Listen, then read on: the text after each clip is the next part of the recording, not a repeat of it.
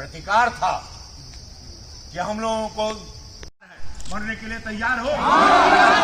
इस भारत माता के लिए, इस आजादी के लिए हम लोग अपनी छाती पर गोली भी खाएंगे। बोलो भारत माता की जय, भारत माता की जय।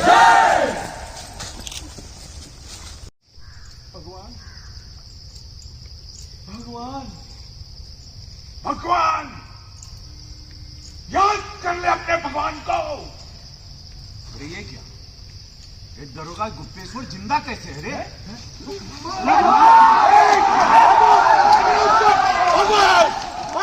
सरकार, कांग्रेसी सरकार, या जब भी हमारा इतिहास लिखा गया, हम लोगों को हमेशा मैं जब पढ़ने लगा पार्लियामेंट की किताबों में, जब गोरखपुर सांसद बना, तो मैंने देखा कि पूर्वांचल के शहीदों के बारे में इतिहास में बहुत छेड़छाड़, कभी जानकारी ही नहीं रही हमारे उस शहीदों के बारे में। बहुत सारा भारत के शहीदों के बारे में खेल हुआ, पूर्वांचल के शहीदों के बारे में भी खेल हुआ। न चर्चा है, न किसी पन्ने पे लिखाया गया, हम लोगों को सिर्फ मुगल शासन पढ़ाया गया। और ये बात बहुत दुख वाली थी, ये पीड़ा थी, और इसकी पीड़ा के साथ मैं जी रहा था, भारत जी रहा था, पूर्वांचल जी रहा था, उत्तर प्रदेश जी रहा था।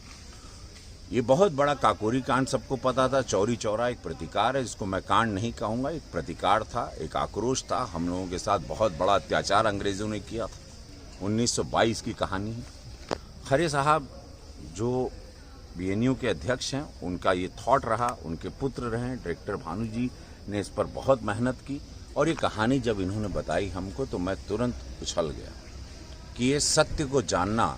पूर्वांचल के साथ, उत्तर प्रदेश के साथ यशस्वी प्रधानमंत्री नरेंद्र मोदी जी ने चौरी चौरा पर एक उत्सव मनाया था।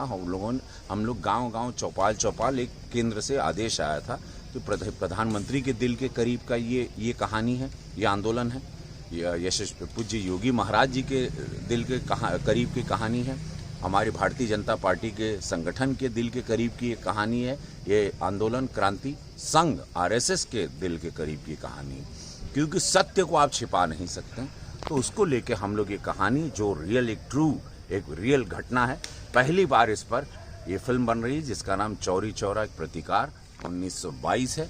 अब मैं बाकी चाहूँगा कि डायरेक्टर महोदय जिन्होंने इसको लिखने में करीबन कई साल लगाए, विजय खरे साहब ने इस पर कई अपनी पूरी आत्मा झोंकी है, कैसे उनके पुत्र सारे लोग, और हमारे के रंगकर्मी हैं, पूर्वांचल के रंगकर्मी हैं, और सारे नए बच्चे हैं, इनको पहली बार ये कैमरा फेस कर रहे हैं और बड़े कॉन्फिडेंस के साथ फेस कर रहे हैं। इनके साथ 2-3 महीने रिहर्सल हुई है बाकायदा। आज ये सारे भविष्य के बहुत उज्जवल इनका एक भविष्य है।